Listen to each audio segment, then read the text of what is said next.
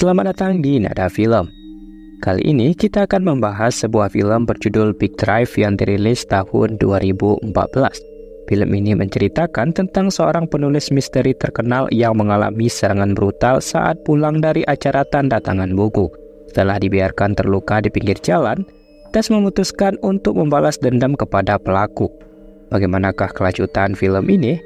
Kita langsung saja masuk ke alur ceritanya.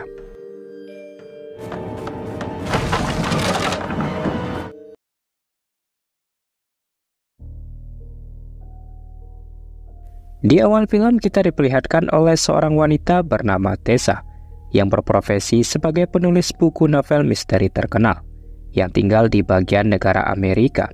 Di saat ini Tessa bersiap-siap untuk menghadiri sebuah acara salah satu perpustakaan terkenal di kota Chicopee, Amerika Serikat.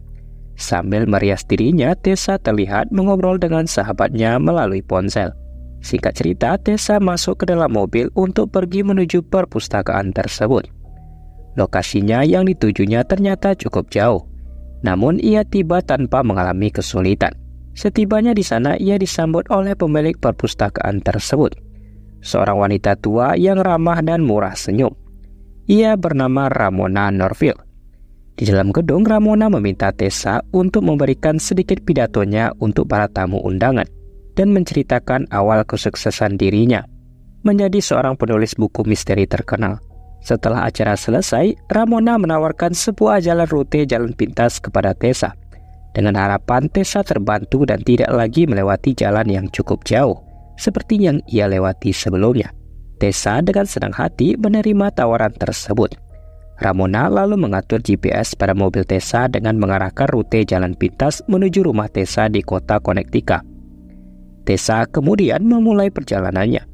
Di tengah perjalanan, Tessa melihat sekelilingnya terlihat asing dan sepi. Tak satupun pengendara menggunakan jalan tersebut. Dengan mengandalkan GPS yang sudah diatur oleh Ramona, ia mencoba untuk tenang dan tetap fokus melanjutkan perjalanan. Waktu pun terus berlalu, hingga sesuatu yang ia khawatirkan terjadi. Dengan laju mobil yang cukup kencang, mobilnya tiba-tiba saja melindas sesuatu di tengah jalan dan menempel pada mobilnya. Masih tidak yakin dengan apa yang telah terjadi, Tessa kemudian memarkirkan mobilnya di tepi jalan, tepat di depan pom bensin yang sudah tua. Kemudian ia turun dan mengeceknya. Namun sial buat Tessa, berharap menempuh jalan pintas, Tessa malah terjebak dan berada di tempat terpencil, dengan ban mobil yang tertancap papan-papan yang berpaku. Dengan keadaan bingung, Tessa melihat sebuah mobil yang melintas dan melambaikan tangannya untuk meminta bantuan. Namun sayangnya bus itu tidak mau berhenti. Hal itu semakin membuat Tessa panik dan sedikit kesal. Tak lama kemudian mobil pick-up kembali melintas. Tessa melambaikan tangannya dan mobil itu pun berhenti. Tessa berjalan perlahan-lahan mendekati mobil tersebut. Terlihat pria perawakan besar dan tangguh turun dari mobilnya. Tessa dengan ekspresi senang dan penuh bersyukur menceritakan pada pria tersebut bagaimana bisa ia terjebak di tengah jalan dengan ban mobil yang mengalami kerusakan parah karena melintasi papan-papan berpaku. Pria tersebut terlihat sangat ramah. Tanpa pamrih, ia kemudian turun dari truknya dan mencoba untuk menawarkan bantuan dengan mengganti ban mobil Tessa yang pecah tersebut. Pria itu mengambil peralatan di belakang mobil Tessa dan segera membongkar ban mobil itu. Tessa memperhatikan pria itu bekerja. Namun seketika Tessa merasakan ada sesuatu yang sulit ia ungkapkan. Angin bertiup kencang yang menggerakkan barang-barang peninggalan di sekitaran bangunan tersebut, seakan-akan memberikan tanda kepada Tessa bahwa akan terjadi sesuatu hal yang buruk kepada dirinya. Dengan waktu bersamaan, tanpa sengaja Tessa melihat sebongkah papan berpaku tergeletak di bak mobil milik pria tersebut. Seketika itu pula Tessa terlihat sangat panik. Ia mencoba untuk tenang agar tidak menimbulkan kecurigaan pada pria yang sedang memperbaiki mobilnya. Namun ekspresi wajahnya tidak dapat ia sembunyikan.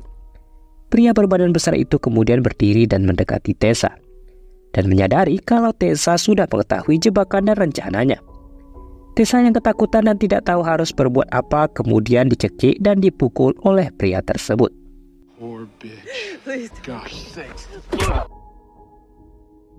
Entah berapa lama Tessa sudah tak sadarkan diri di sana. Dengan keadaan setengah sadar, Tessa terbangun dan berada di sebuah ruangan, yaitu pada sebuah bangunan tua bekas pom bensin itu. Ia diperkosa tanpa ampun, tanpa belas kasihan dari pria tersebut. Tessa meronta-ronta kesakitan dan mencoba menggigit tangan pria itu. Hal tersebut membuat pria psikopat itu semakin beringas dan memukuli Tessa secara brutal, hingga membuat Tessa pingsan untuk yang kedua kalinya. Dalam keadaan sakaratul maut, Tessa dibawa oleh pria itu menuju genangan air yang tak jauh dari bangunan itu. Setelah yakin, pria itu menyeret tubuh Tessa menuju sebuah gorong-gorong yang sangat gelap dan menjijikkan. Setelah itu, ia pun pergi meninggalkan jasad Tessa yang terbujur kaku terendam selokan air. Waktu terus berlalu, suasana sunyi di dalam gorong-gorong seakan-akan memberikan tenaga dan nafas baru kepada Tessa. Tessa terbangun dan menyadari bahwa dirinya kini sudah berada dalam sebuah saluran air yang gelap. Namun terbantu dari cahaya yang masuk menembus pipa gorong-gorong yang telah usang. Dia berusaha merangkak menuju sisi luar. Namun betapa kaget dan histerisnya Tessa ketika ia melihat mayat-mayat wanita yang tergeletak dan membusuk yang tak jauh dari tempatnya berada. Mayat-mayat tersebut adalah korban kebejatan dari pria yang sama. Pria tambun berbadan besar. Dengan rasa takut dan jijik, ia berusaha merangkak menggapai sisi luar gorong-gorong. Sesampainya di luar gorong-gorong, Tessa naik ke atas dan kembali masuk ke dalam bangunan tua. Ia mengambil sepatunya sambil berusaha mengingat-ingat kejadian paling mengerikan yang terjadi saat pria besar tersebut memperkaos dirinya. Tessa kembali menangis histeris, mengekspresikan trauma yang sangat mendalam. Setelah itu, ia keluar dengan tertatih-tatih menuju ke jalan aspal, dengan berjalan kaki tanpa tujuan. Hingga dari kejauhan tepat di belakangnya sorotan lampu dari sebuah mobil berjalan mendekati ke arahnya. Seketika itu juga Tessa berlari dan bersembunyi. Trauma fisik membuat ia tidak percaya lagi pada pertolongan orang di sekitar. Setelah mobil itu berlalu, Tessa kembali melanjutkan perjalanan hingga ia sampai di sebuah bar tepat sebuah perkampungan. Dengan mengendap-mengendap, ia masuk secara diam-diam ke dalam toilet bar tersebut. Luka parah yang ia rasakan di sekujur tubuhnya membuatnya gemetar kesakitan. Di dalam sana, ia terpanjat dan tidak menyangka ketika melihat kondisinya pada sebuah cermin sudah sangat memprihatinkan. Dia membersihkan sedikit luka-lukanya. Setelah itu, ia keluar dan menggunakan telepon umum pada bar tersebut untuk menghubungi kerabatnya. Namun sangat disayangkan, terlihat segelintir orang-orang yang berada di dalam bar tersebut hanya menatapnya tanpa sedikit pun mau bertanya apapun ataupun membantunya. Setelah ia menghubungi sahabatnya, Tessa kemudian menghubungi operator layanan taksi untuk menjemputnya. Singkat cerita, dalam perjalanan supir taksi mencoba menawarkan bantuan untuk membawa Tessa ke rumah sakit karena melihat kondisi Tessa yang sangat memprihatinkan. Namun Tessa menolak tawaran tersebut karena ia khawatir media akan mengekspos tentang dirinya sebagai korban pemerkosaan yang bisa saja merusak reputasinya. Mengingat ia seorang penulis novel terkenal. Pada akhirnya taksi tiba di kediamannya. Setelah menyelesaikan tawaran para taksi, Tessa buru-buru masuk ke dalam rumahnya. Ia kemudian mengaktifkan alarm sistem pada pintu utama, serta mengambil senjata api yang ia miliki. Hal itu ia lakukan untuk berjaga-jaga dengan segala kemungkinan yang bisa saja terjadi. Setelah menenangkan diri sejenak, ia kemudian mandi untuk membersihkan diri. Begitu juga terbayang-bayang wajah pria yang memperkaosnya beberapa waktu yang lalu. Setelah mandi, ia kemudian mengobati luka di tubuhnya, wajah dan kakinya tanpa bantuan medis ataupun dokter. Beberapa hari telah berlalu. Di suatu malam, dengan kondisi yang masih belum pulih, Tessa hanya bisa pasrah dengan apa yang telah terjadi. Ia berharap kondisinya kembali pulih agar ia bisa fokus dengan rutinitasnya dan segera melupakan kejadian tersebut. Namun entah mengapa pikiran-pikiran negatif tiba-tiba saja datang merasukinya. Malah ketika ia sadar bahwa dompet dan semua identitasnya telah diambil pria pemarkaos tersebut. Ia khawatir pria itu akan datang ke rumahnya dan kembali mencoba untuk membunuhnya. Pikiran-pikiran tersebut semakin menggoroti pikiran Tessa. Pada akhirnya ia berpikir dan berencana untuk mendatangi sendiri pria tersebut dan membunuhnya. Namun ia tidak tahu bagaimana caranya. Keesokan paginya ia mendapatkan panggilan telepon dari seorang wanita Wanita tersebut adalah pemilik bar yang beberapa waktu lalu pernah dimasuki Tessa. Ia mengatakan mobil Tessa telah diderek oleh petugas dan kini dititipkan di depan bar miliknya. Wanita itu berniat menyuruh Tessa untuk mengambil mobilnya tersebut. Singkat cerita, dengan menggunakan sebuah taksi, Tessa berangkat menuju ke bar tersebut. Setibanya di sana, ia kemudian masuk. Wanita setengah baya berdiri di belakangnya untuk menyambut kedatangan Tessa. Setelah sedikit berbasa-basi, wanita itu kemudian memberikan kunci mobil kepada Tessa, dan Tessa kemudian beranjak pulang ke rumahnya.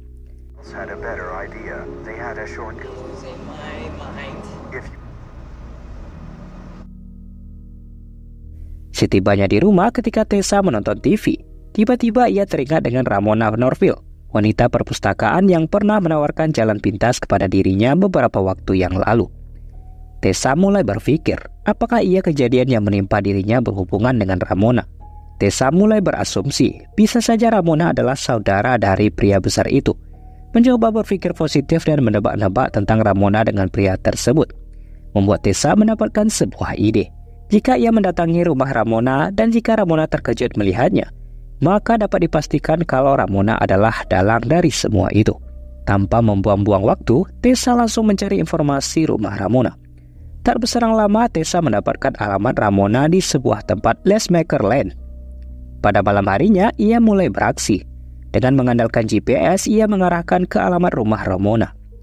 Singkat cerita, tanpa mendapatkan kendala, ia sampai di alamat yang dituju, yaitu sebuah perumahan yang terlihat sangat sepi. Ia pun turun dari mobil dan mengawasi terlebih dahulu keadaan sekitar untuk memastikan tidak ada seorang pun yang melihatnya berada di sana dan memasuki rumah Ramona. Setelah merasa cukup aman, ia kemudian mengetuk pintu. Tak perlu menunggu waktu yang lama, Ramona keluar membuka pintu. Dan benar saja terlihat ekspresi kaget di wajah Ramona melihat Tessa yang kini berada di hadapannya. Tessa yang melihat ekspresi kaget Ramona dengan kehadirannya mengeluarkan senjata dan menutup pintu. Di dalam sana, Tessa menyuruh Ramona untuk mundur. Jika tidak, ia tidak akan sungkan untuk melepaskan tembakan. Dengan memberikan ancaman, Tessa meminta Ramona untuk mengatakan hubungan dirinya dengan pria besar yang telah memperkaosnya. Karena mendapatkan ancaman, akhirnya Ramona jujur dengan mengatakan bahwa ia adalah ibu dari pria besar tersebut. Namun, ia tidak tahu kalau anaknya berbuat sekeji itu kepada Tessa. Dalam keadaan emosi, Tessa tidak menyadari kalau Ramona berhasil memanfaatkan kelengahan Tessa dengan melemparkan sebuah vas bunga hingga tepat mengenai tangan Tessa. Hal itu membuat pistol terlepas dari genggaman tangannya. Dengan cepat Ramona mengambil pistol tersebut, dan kini berganti Ramona yang mengancam senjata kepada Tessa. Namun keberuntungan masih berpihak pada Tessa. Ketika Ramona menarik pelatuk senjata tersebut, ternyata tak ada peluru di dalamnya. Secepatnya Tessa menepis senjata tersebut hingga terlepas dari genggaman Ramona. Tanpa mengulur-ulur waktu, Tessa melihat pisau dapur dan langsung menikam Ramona di saat itu juga. Ramona terjatuh dengan darah mengucur deras dari perutnya. Tak puas dengan itu, Tessa kembali mengambil senjatanya sambil duduk dan memperhatikan Ramona.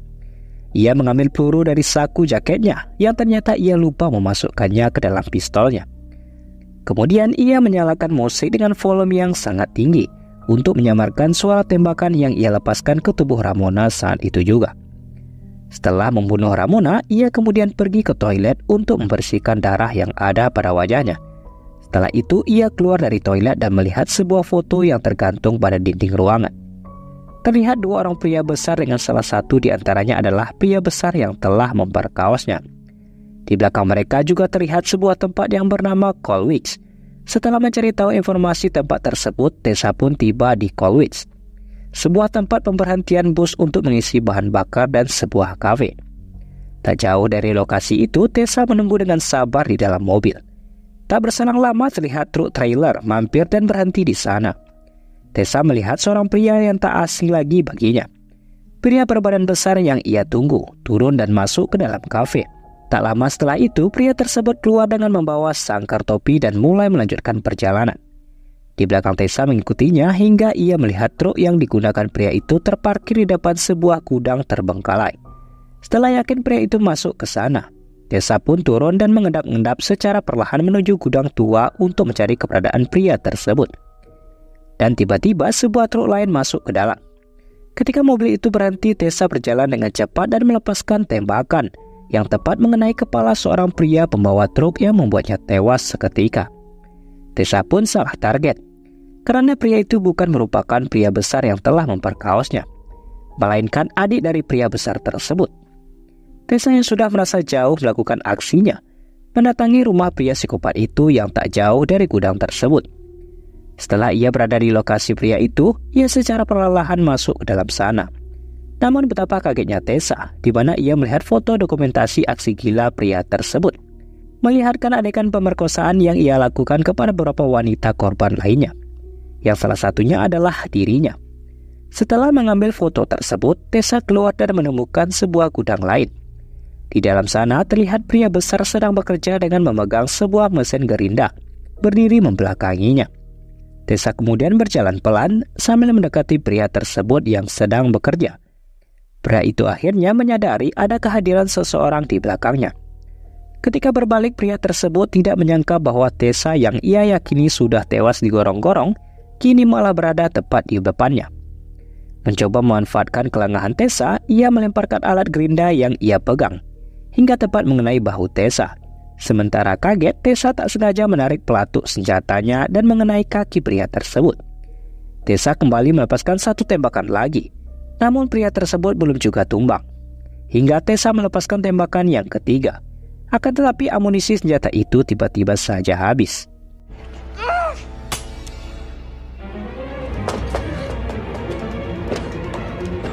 Sebuah papan berpaku tertancap menusuk dan menempel di kepala pria bejat tersebut. Ia meringis kesakitan sejadi-jadinya. Dengan penuh amarah dan dendam yang sudah memasuki pikirannya, Tessa mengambil satu peluru cadangan yang ia simpan pada saku jaketnya. Ia mengarahkan senjata ke arah pria yang mengerang kesakitan, meminta kepada Tessa agar tidak membunuhnya. Namun, mata harus dibayar dengan mata. Rasa sakit dan trauma yang ia rasakan membuat Tessa melepaskan tembakan yang tepat mengenai selangkangan pria tersebut. Dan kemudian pria itu tewas saat itu juga. Tessa yang telah berhasil membalas dendamnya, kemudian pergi meninggalkan lokasi dan film pun selesai.